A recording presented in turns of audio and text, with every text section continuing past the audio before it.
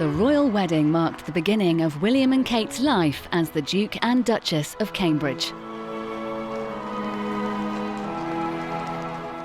The future for the royal couple is a life very different from their university romance.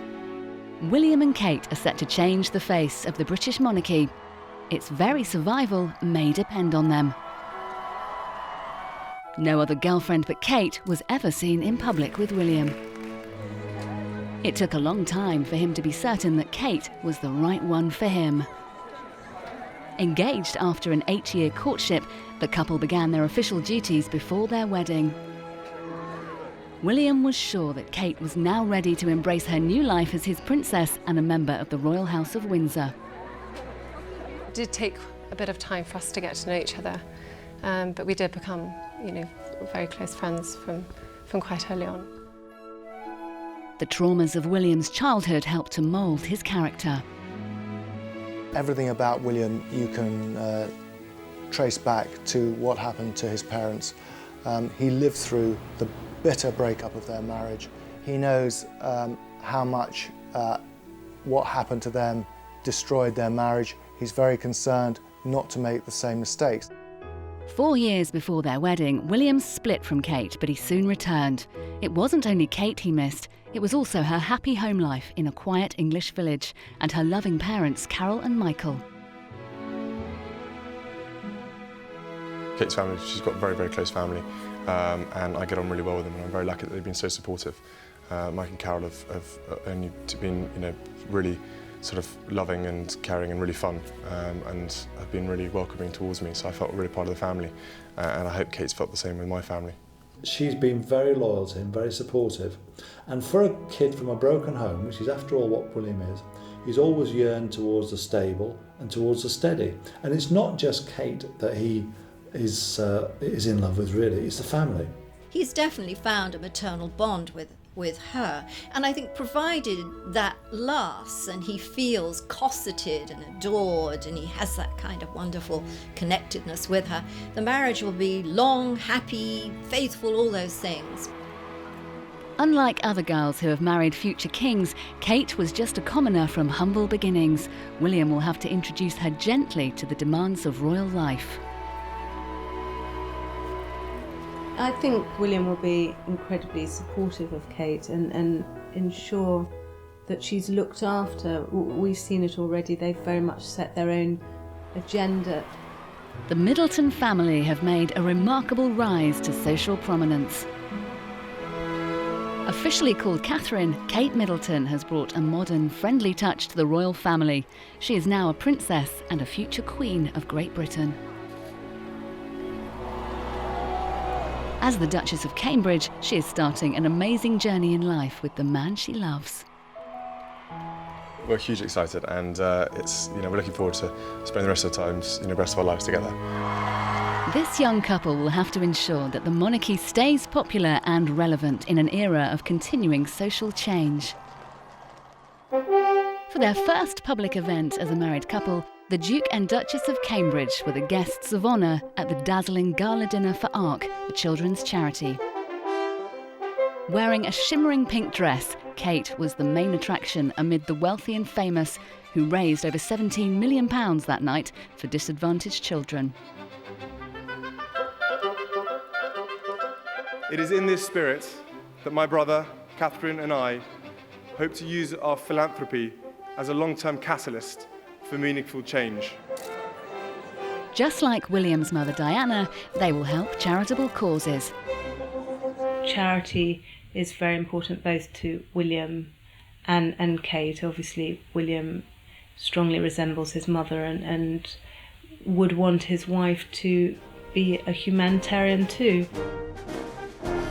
The first affair of state attended by Kate after her wedding was the annual Trooping of the Colour ceremony.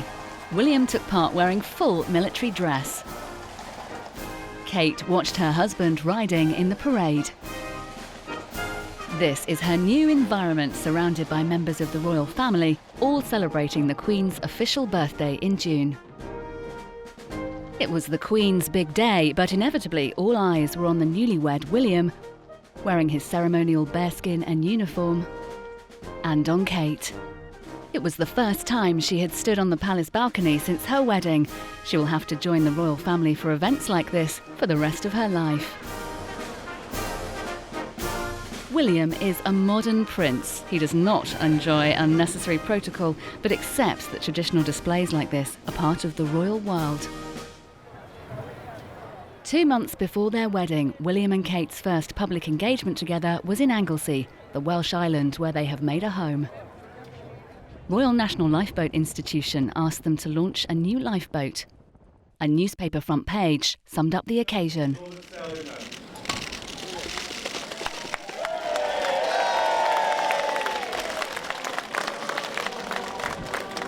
It was a great success.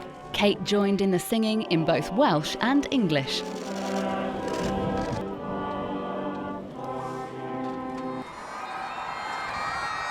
In February, the couple returned to St Andrews University, where their love story began.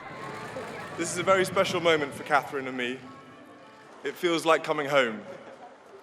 Despite being one of Europe's leading research institutions, the third oldest university in the English-speaking world. They were first filmed together in 2003 when they were housemates. A year later, the truth was out when they holidayed together on the ski slopes. William wanted to protect his love from media attention, and he was too young to be sure about marriage. When he started St Andrews University in 2001, William wanted to be an ordinary student, shut away from the press and enjoying a normal life while he had the chance. He's always been a lot older than his years. So by the time he was 19, he was very kind of wary of the outside world, deeply suspicious, and obviously, given what happened to his father, being eviscerated by the press, given what happened to his mother, he's got a very jaundiced view of the world. Shortly before Charles's wedding to Camilla, William, then 22, was asked about his marriage. Could there be another wedding perhaps on the card sometime soon? No, I don't think so. After university, Kate was still waiting for William's commitment. They needed to decide where they were going to go from here.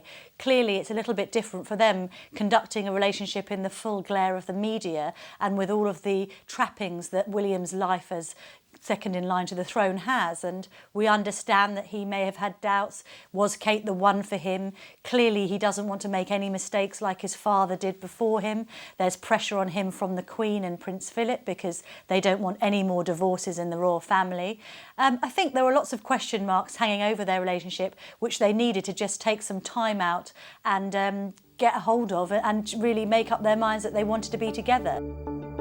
On Kate's 25th birthday in 2006, she was buzzed by the paparazzi who considered her fair game. But despite the pressures, Kate and her family remained discreet. If you look at Kate and the whole history of the time they've been together, we've not had one kiss and tell, we've not had any former boyfriends coming out of the woodwork, we've had nothing from the Middletons.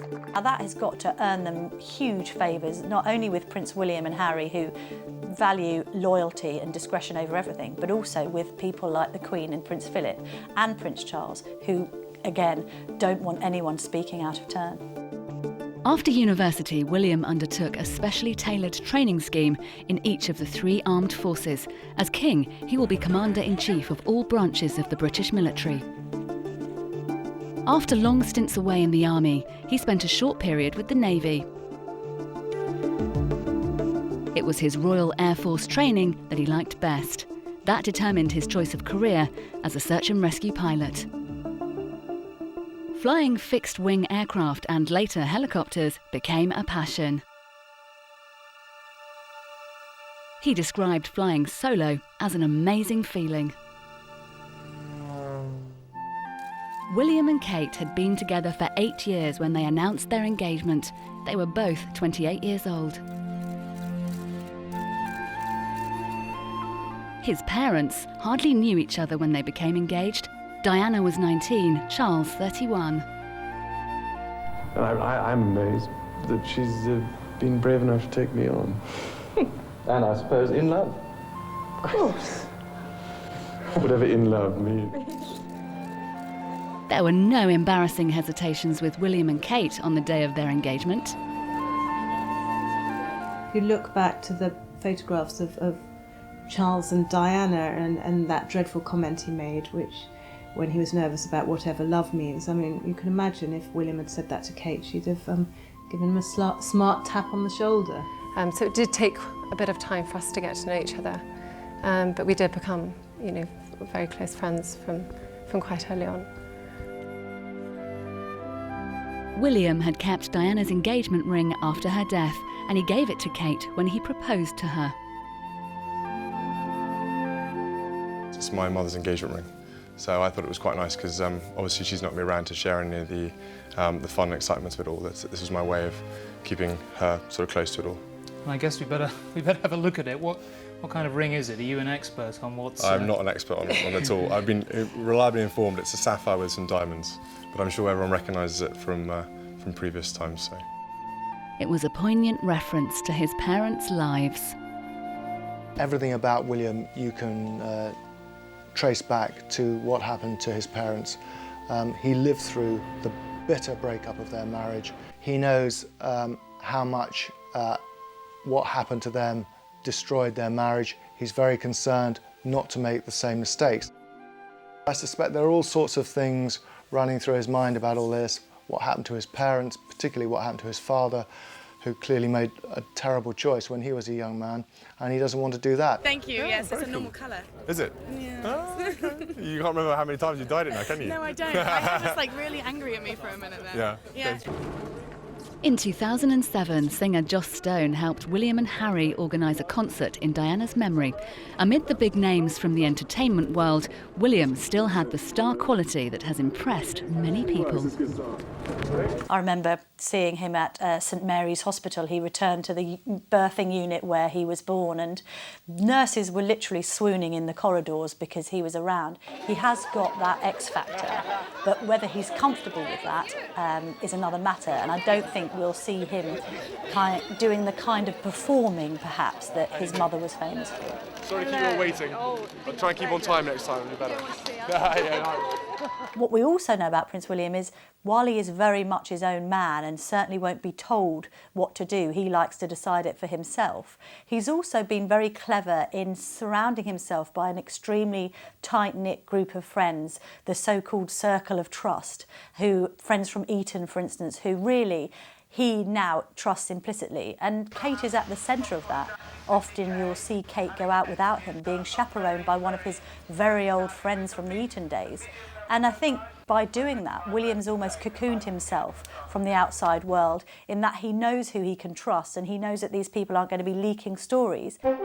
William was an usher at the wedding of his old pal Edward Van Cutsem and the Duke of Westminster's daughter Tamara.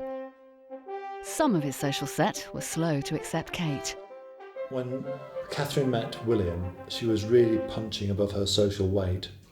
She was, after all, a girl from a middle-class home dealing with the upper classes, where everybody who came for dinner was Lord or Lady this. The Van Cutsem family, for example, great friends of the royals, especially of Prince Charles. Mixing in those kinds of circles, she will have felt early on quite intimidated about it.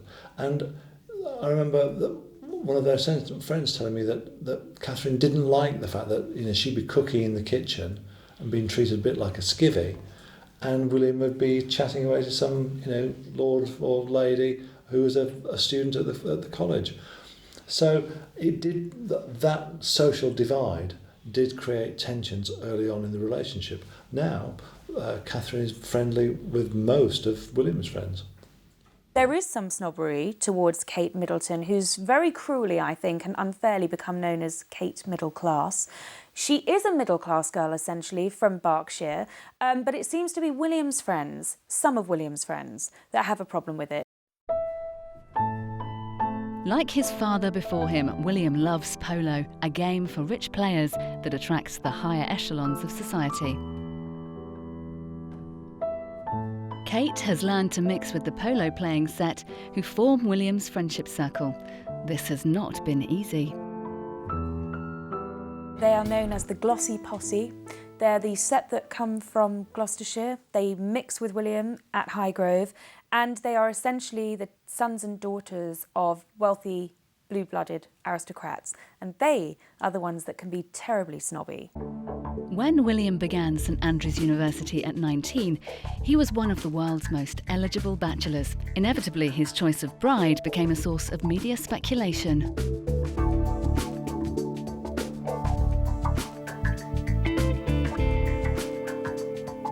Kate was just one of a number of girls linked with him.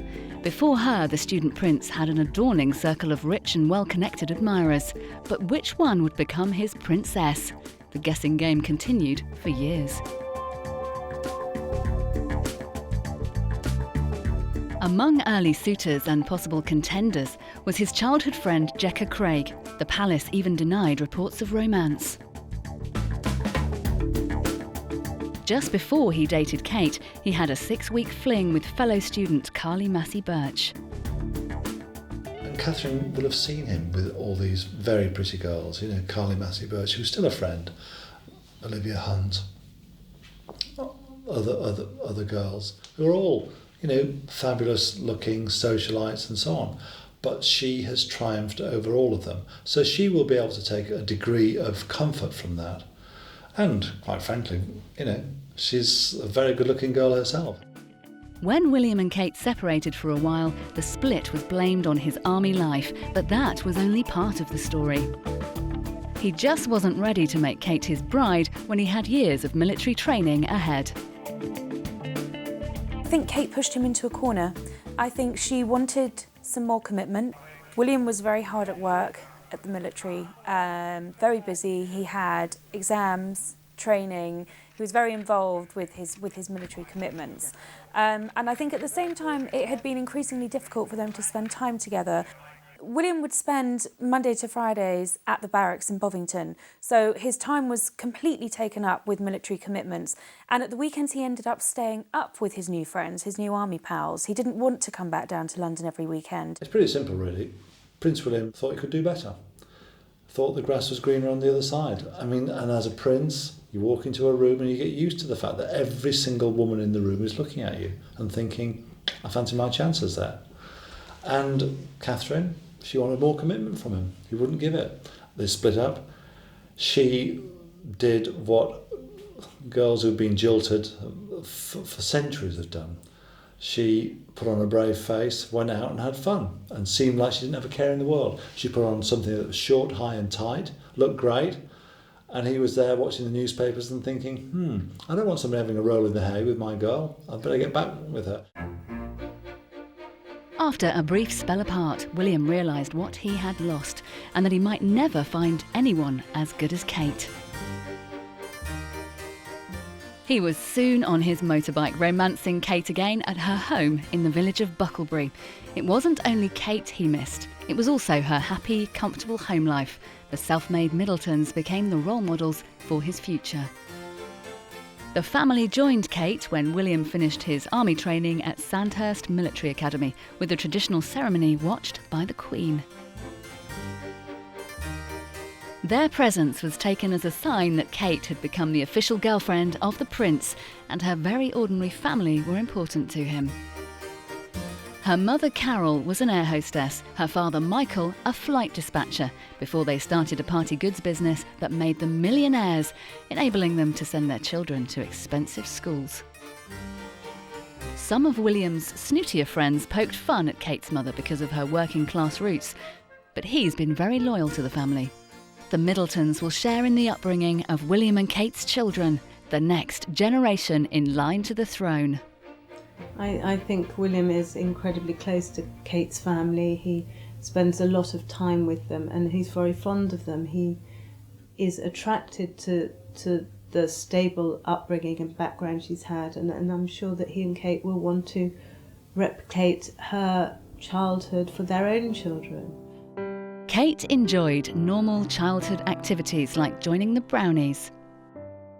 A tall, rather pale and shy girl who blossomed into a beauty when she grew up, she was always secure in her parents' love. one of the things which attracted him to Catherine and also to the Middleton family is the fact that they're a safe, steady, stable family.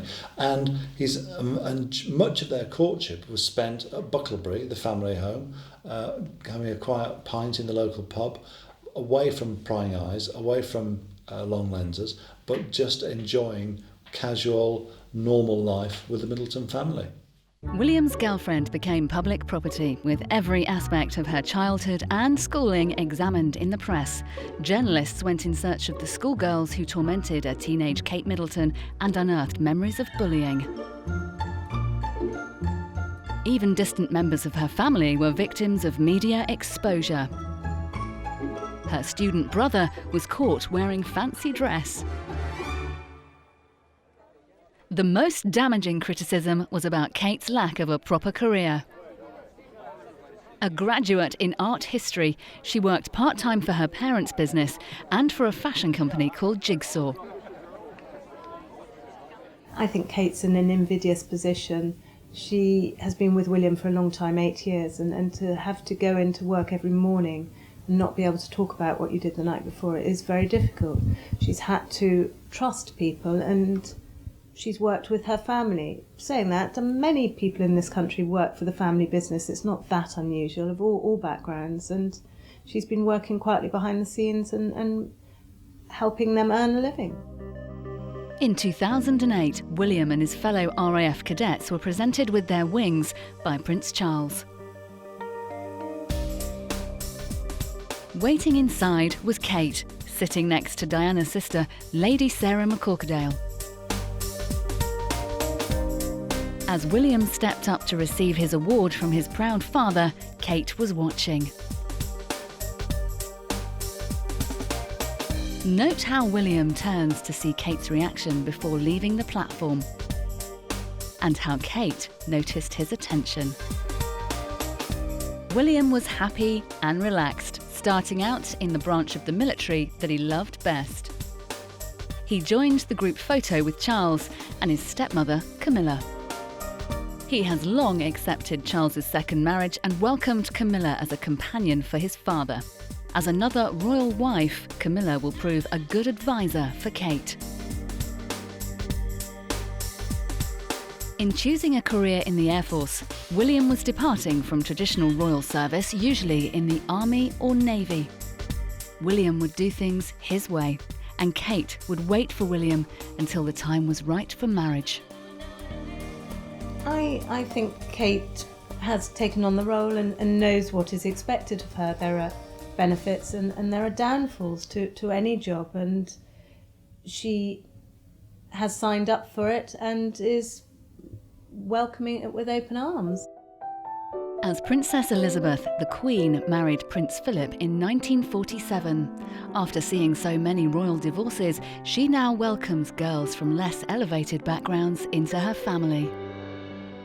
The Queen particularly is quite in favour of someone rather unattractively termed a commoner marrying the younger members of the royal family, because she sees middle-class girls with a good university education as a better bet than perhaps the kind of aristocratic prima donnas that might have been singled out for princes in the days gone by.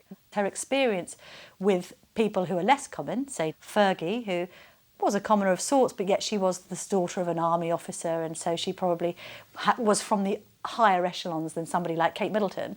They've gone disastrously wrong. So maybe she's quite happy for people who are just stable, communal garden, middle-class girls. When the Queen was crowned in 1953, she was the 26-year-old mother of 2 young children, Charles and Anne. Huge responsibilities were placed on her. William and Kate's marriage will be completely different from the Queen's in terms of having children and producing an heir. The Queen was the monarch and a mother and had to juggle 2 very difficult roles at a time when she came to the throne. Prince William is going to spend his early married years out of the limelight to a certain extent. He's not working as a working royal as such. And his father has yet to ascend to the throne, so William and Kate will probably be able to bring up their family before he even has to think of ruling the country. Among the guests at the royal wedding were William's uncle, Prince Edward, and his wife, Sophie. Like Kate, she came from an ordinary background. They married in 1999, and theirs had proved to be one of the most successful royal marriages. Sophie too faced media scrutiny, but as a successful public relations executive running her own company, she was well prepared. Sophie Rhys-Jones, Prince Edward's wife, is a perfect example of somebody who slotted into the royal family brilliantly. And this, let's face it, is the daughter of a tyre salesman. But because she's very level-headed and she's very together and she's led a so-called normal life, she's fitted in perfectly, and now she's extremely close to the Queen. 30 years ago, Lady Diana Spencer brought youth and glamour to the royal family. Since her tragic death in 1997, no one has taken her place so far in the nation's heart. If there's going to be anyone that's going to be replacing Diana, then it's going to be Prince William's wife. And I think if she's got that dazzle factor, which Kate does appear to have, she appears to be able to sell newspapers and intrigue cameramen, then clearly she's a very good bet for the royal family. As Princess Elizabeth, the Queen spent the first 5 years of her marriage with Prince Philip in Malta, where she was on naval duty. Kate's early married life is going to be very similar to that of the Queen's when she lived in Malta. Kate will be spending her first years as a newlywed, living in a cottage in Anglesey, and the Queen obviously spent her life as a military wife too.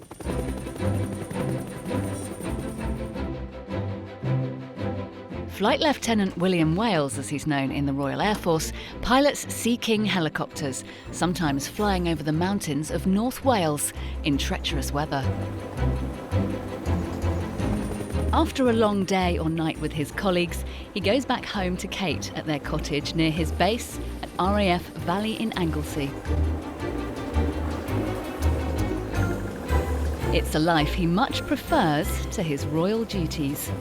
He's only done a handful of royal engagements. He's done a couple of short royal tours on his own. He's not really being a fully fledged member of the royal family firm. So in a way, he's learning the ropes just as she is. And he's not used to being the star of the show. He's left that to his dad.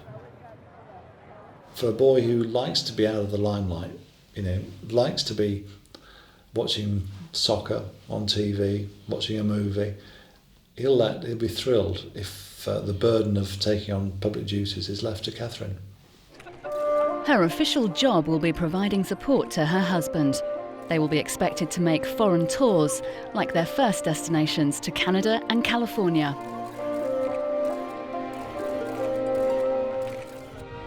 At home in North Wales, she's a real housewife of Anglesey, shopping and cooking for her husband and running their cottage without full-time staff. She's an organised girl. She's always been that way. She's the kind of girl who enjoys things like sewing and knitting, and she was taught to do that by her grandmother. And I always find it interesting that the sewing that was so beautiful on the wedding dress, again, that's an influence of Catherine's. She's a girl who's organised in a very feminine way.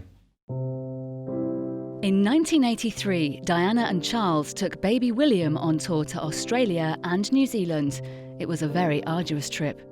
Later, Diana said, "I realised the sense of duty, the level of intensity of interest, and the demanding role I now found myself in." She was frazzled, poor kid. I mean, I remember meeting her for the first time in Australia in 1983, April. She was suntanned, she was red, she was hot, she was bothered, she was nervous. She started that tour as a very nervy colt, shall we say, and she emerged at the end of it, after 6 weeks of being on the road, a seasoned royal performer. And I think that with Catherine, you're going to see the same things. But Kate has had a longer time to prepare than Diana. She was well groomed by the time she began royal duties. In Belfast on Shrove Tuesday, as William's fiancée, she happily entered into the spirit of pancake tossing. She may fare much better than Diana. I hope that she doesn't cope with it like Diana, because for the first few years Diana just was overwhelmed. She was pregnant inside the royal family within 3 months. She was suffering from an eating disorder, bulimia nervosa. She was very suspicious of Prince Charles's relationship with Camilla Parker Bowles. On top of that, she was decorating a new house, and that's something else that Catherine's got to think about. In 1969, 20-year-old Charles was invested as Prince of Wales. William might also become a Prince of Wales one day. When Charles accedes to the throne, William automatically becomes Duke of Cornwall, benefiting from the duchy's rich estates and revenues. The duchy's income is over £17 million a year. William comes from an extremely wealthy family, with palatial private homes like Balmoral in Scotland, Sandringham in Norfolk. Charles's country home is Highgrove in Gloucestershire. One day, all this will be William's. Then there's Clarence House, where William and Kate lived for a while. Now the couple are moving into an apartment in Kensington Palace, very near to Diana's old home, with its memories of where William and Harry grew up. William is a countryman at heart. Like the rest of the royal family, he enjoys country pursuits such as hunting. Can he and Kate, with her ordinary background, really be compatible? Their charts are sort of mirror image of each other, which means that they really come from the same place. They view the world in the same way, through the same lens. So there's a tremendous amount of sharing and caring and connection, and all those kind of really, really good things make a marriage work. On royal wedding day, television cameras recorded the royal guests arriving at Westminster Abbey. Then came Tara Palmer-Tompkinson, a reformed drug addict. Her stunning wedding outfit was deployed to divert attention from her new nose treatment, undertaken to combat the ravages of her cocaine abuse in the past.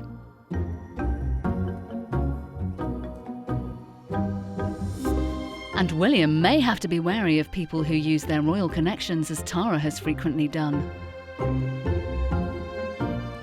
The Palmer-Tompkinsons are rich landowners and part of the court that surrounds Charles and Camilla.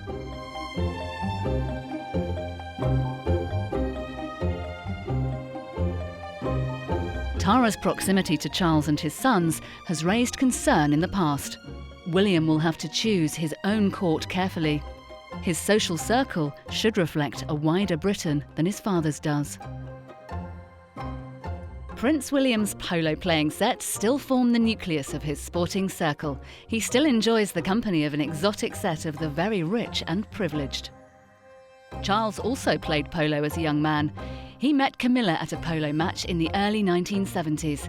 She became his secret married mistress, the third person in his marriage to Diana. Many years later, Charles confessed their long affair. Now some wonder if history will repeat itself with William. During their long courtship, Kate was aware that other girls were attracted to him. But William has shown her total commitment since their short separation. Although women may still find him attractive, hopefully he will remain faithful and not take a mistress like his father did. No woman knows whether they're going to tolerate their husband's mistress until they discover it and have to confront it. I think that Catherine has proved herself to be very loyal, very patient, and also very forgiving. But I don't think this is a relationship where they go into it thinking it's going to fall apart. They've made their vows in front of the world, not just the Archbishop of Canterbury. Charles married his mistress Camilla in 2005. She is now the Duchess of Cornwall, but she has not found her royal role easy. Charles and Camilla have an understanding that she needs her own space with her family of her first marriage. Camilla retreats more and more to her old home, Raymill House, which she kept after marrying Charles very wisely as a bolt hole. It is one of the few places where she really feels she can sort of kick off her shoes and sort of be a little bit more liberated. I think she is finding adjusting to royal life quite demanding. She's not a great fan of royal tours or royal engagements, but you know, she's made her bed and she's got to lie in it. With the scandals of their past behind them, Charles and Camilla have made a good marriage, uniting their two families. Camilla is gradually being accepted by the public. I think Charles's second marriage is obviously a much better match, and he had to wait a very long time to get there. And so it's almost like, you know, over the years they proved themselves as a couple. The interesting thing is that how much do we change as people? I mean, we gain in our experience and wisdom, I hope, but we're always essentially the same person. And so Charles is always who he is, and he has a kind of awkward chart. He's a, you know, it's not an easy fit when you start looking at love and relationships. It's full of idealism and romanticism and not being very good at reality. So he was going to find that an obstacle with whoever he was with. I think what's curious here is that Camilla has many features in her chart that Diana did as well. So in a way, he's just got a kind of older version of the same record. Only, of course, Camilla had a different upbringing, a different life, you know, all those things make her different. But there are some really interesting connections between Diana, Camilla, and Charles. In 2006, a year after their own wedding, Charles and Camilla attended the wedding of Laura, Camilla's daughter from her first marriage. The bride arrived with her father, Camilla's ex-husband, Andrew Parker Bowles. Divorce and remarriage had become a fact of life for the royal family, as for so many others in the land.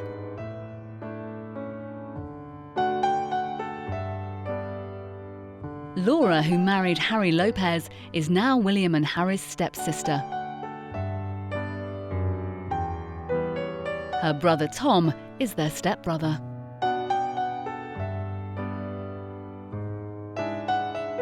Among the wedding guests was William's girlfriend, Kate. She was clearly at ease with Camilla's relatives. For the first time, Kate looked like the princess she would become. The press stepped up their speculation on her marriage to William. William's younger cousins, Beatrice and Eugenie, were at the royal wedding with their father, Prince Andrew. Their mother, Sarah Ferguson, was banned because of her numerous scandals. As the Duke and Duchess of York, they had also married at Westminster Abbey, but the couple separated and divorced.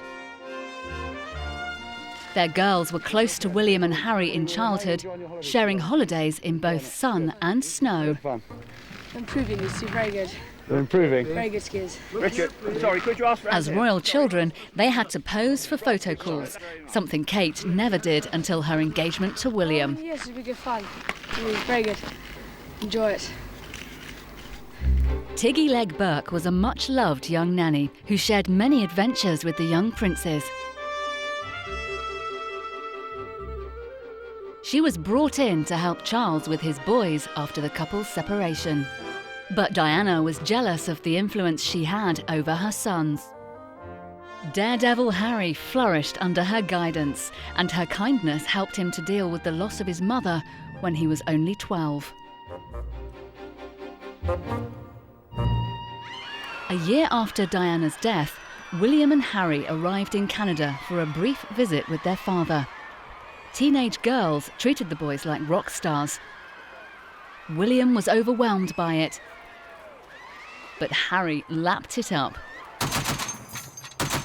Harry became a career soldier, serving on the front line in Afghanistan as a forward air controller with his regiment, the Blues and Royals. He is determined to return there later this year.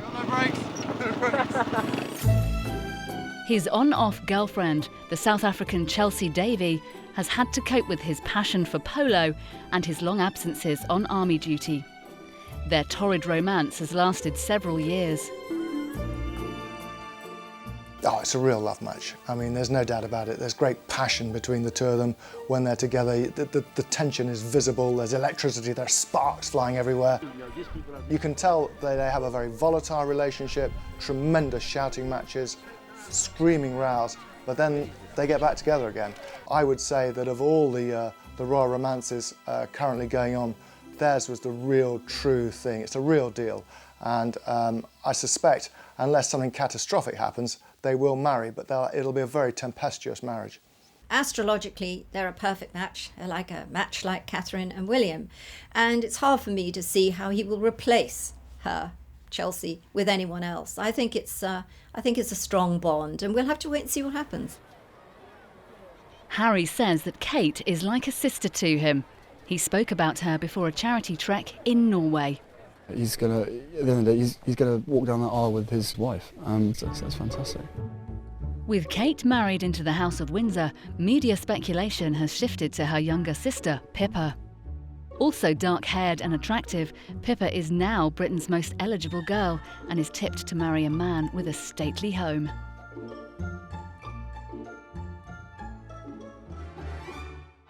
Pippa was much admired for her appearance as Kate's maid of honour. Shortly before her sister's marriage, she attended the wedding of the Duke of Northumberland's daughter at Alnwick Castle, the setting for Hogwarts in the Harry Potter films. Pippa is an old friend of the bride's brother. The media have tried to matchmake Harry with Pippa. A union of the princes and the sisters would be an extraordinary double match. Chelsea Davy also attended the Northumberland wedding. This group of wealthy friends move in the same social circles as William and Kate, but can they connect well with ordinary people too?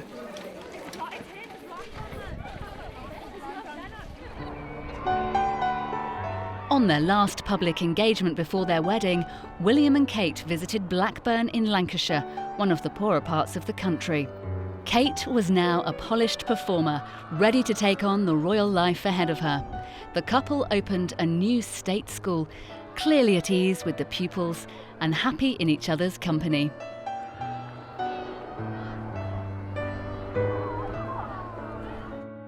Kate is now finding married life all she hoped it would be.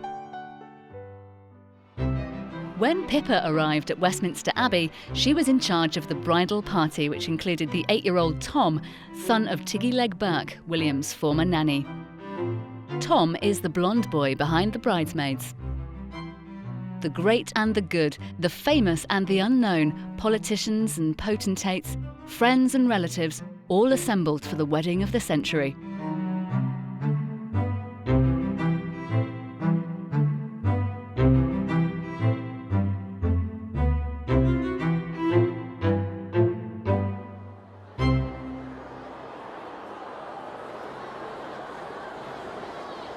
Kate, whose family tree includes coal miners, came to Westminster Abbey to marry her prince.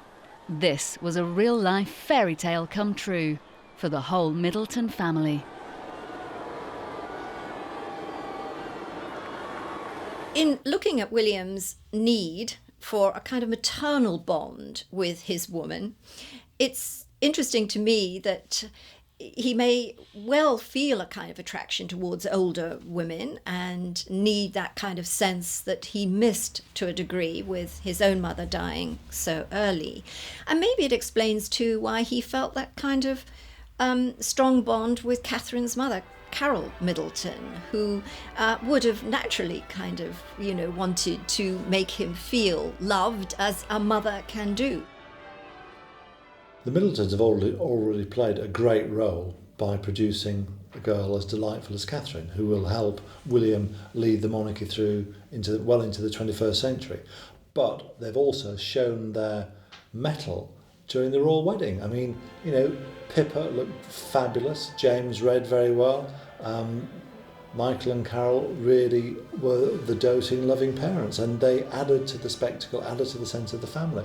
So, if the royal wedding was the renewal of the vows between the monarchy and the nation, the Middletons played a very significant part in that.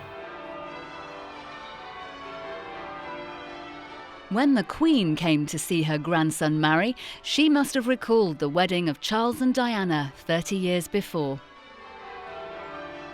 Unlike Kate, Diana was the daughter of an earl with a stately home and proud ancestral lineage. People wonder what she would have made of her son's choice of bride. I think Diana would be rather jealous, actually, of the fact that Catherine has already got a very finished fashion sense, that she's very much in control, very capable, with a great eye for detail. Diana always wanted a daughter, always wanted to mentor a daughter through the labyrinthine world of the royal family. She'd have enjoyed teaching Catherine the ropes, but there'd have been a twinge of jealousy that she was passing on the fashion baton from one generation to the next. William's commitment and love of Kate evokes the unconditional love that Diana gave William. Kate wears Diana's ring. She will live in her old palace, and she will devote her life to Diana's son. Could having a couple so popular, in line to the throne, have consequences for Charles and Camilla? Prince Charles is the longest serving Prince of Wales in history. He's not going to give up his chance of ruling, of being sovereign, nor would Prince William want him to. He wants to remain in the background for as long as he can. But sadly, the opinion polls have been against Prince Charles for the last 20 years. For 20 years, the British public have wanted William over Charles to be king. And if, quite frankly, if the House of Windsor was a popularity contest, William would win it hands down. The world of William and Kate is closer to that of their subjects than any other members of the British royal family. They are the great hope for its survival. Added to that, rumours have been around for a long time that some people do not see Charles becoming king.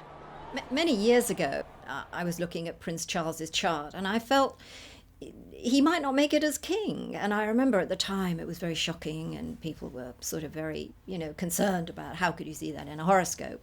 Well, nothing's changed in my mind. I'm still not sure he'll be king. Now, there may be many reasons for this. It may be that the Queen goes on for many, many years. She has a long life ahead of her, like her mother. So by the time, there is the succession due, Charles could be even in his mid-80s, and he might not make it that long.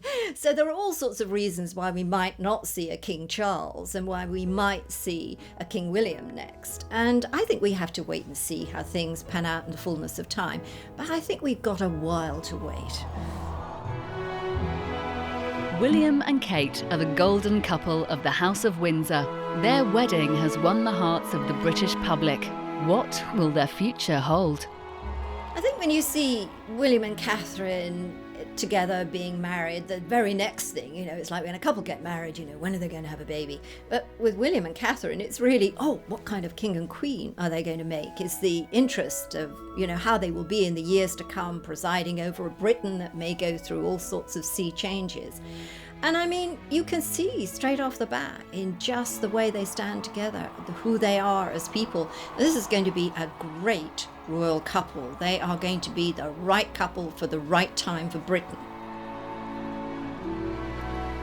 William and Kate's wedding has heralded a new and exciting era in the history of the British royal family. Maybe the best is yet to come.